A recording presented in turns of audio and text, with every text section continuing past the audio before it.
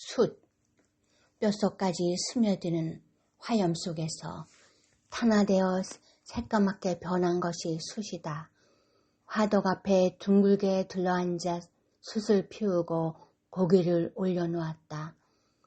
소리 없이 빨간 불길이 일렁인다. 그을음이나 연기가 나지 않고 불티가 날리지 않으며 얼었던 몸을 따뜻하게 녹여준다. 식구들이 화로 곁에 옹기종기 둘러앉아 불을 쬐던 생각이 난다.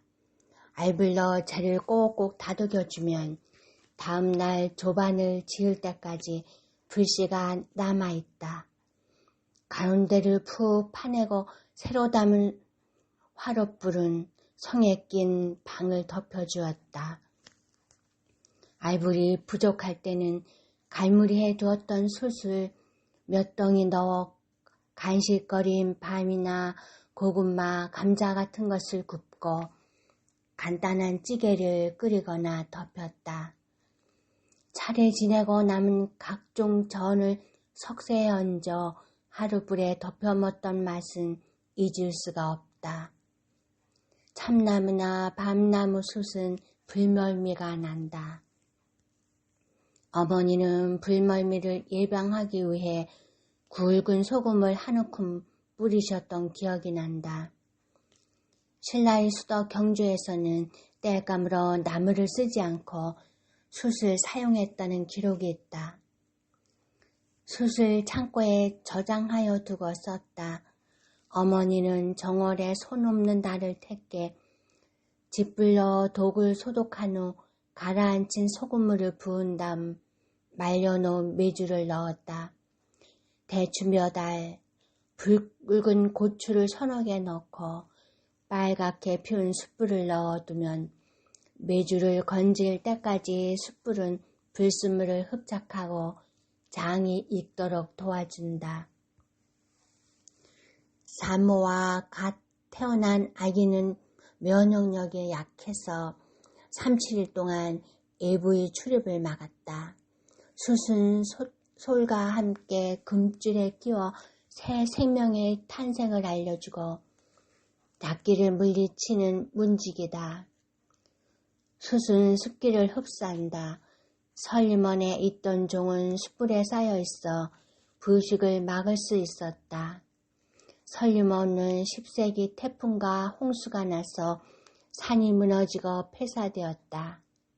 1948년 폭우로 땅이 파이며 모습이 드러났을 때 종은 숯에 쌓여 있었다. 종 밑이나 팔만 장경각 밑에는 숯을 묻어 습기의 피해를 막았다. 궁궐이나 절, 정자 같은 건물이 나무 기둥 밑에는 습기의 피해를 막기 위해 숯을 넣고 개미 같은 해충의 피해를 막기 위해 소금을 넣었다고 한다. 닭을 키웠다. 가끔 힘없이 한쪽으로 꾸벅꾸벅 졸고 있는 닭을 붙잡아 모이 주머니를 만지면 딱딱하게 뭉쳐있을 때가 있다. 이때 모이 주머니를 가르고 유리 조각 같은 것을 털어내고 꿰매주면 금방 생기를 찾았다. 모이 주머니가 물렁물렁 물이 고여 있는 것 같을 때는 입을 벌리고 숟가루를 넣어주면 살아났다. 박물관 전시실에는 다양한 재료의 가락바퀴가 있다. 가락바퀴는 중앙에 둥근 구멍을 뚫어 섬유에서 실을 뽑는데 회전을 돕는 부품이다. 돌이나 토기 편을 다듬어 재활용한 것이 많고 간혹 뼈로 만든 것도 있는데 백탄으로 만든 것이 있다. 설명서를 읽지 않으면 색이 비슷해서 뼈로 만든 가락바퀴와 구분하기 힘들다. 철은 육륜점이 높아 나무를 태워서는 녹일 수 없다. 숯이 온도를 높여주어 무기나 농기구를 만들 수 있었다. 숯보다 백탄이 온도를 더 높일 수 있어 철기 생산의 발전을 가져왔다. 숯이 재료는 참나무다. 참나무는 굴핏집의 재료가 되기도 한다. 논이 없고 밭농사를 짓는 산촌에서는 볏짚을 구하기 힘들었다. 볏짚 대신 쉽게 구할 수 있는 참나무 껍질로 지붕을 이었다. 서리가 내리면 잎이 떨어지고 성장이 멈춰서 껍질이 단단하다. 숲과 관련된 재미있는 일화가 있다. 깨가 많고 호기심이 많은 삼천갑자 동방삭을 저승사자가 잡으러 왔다.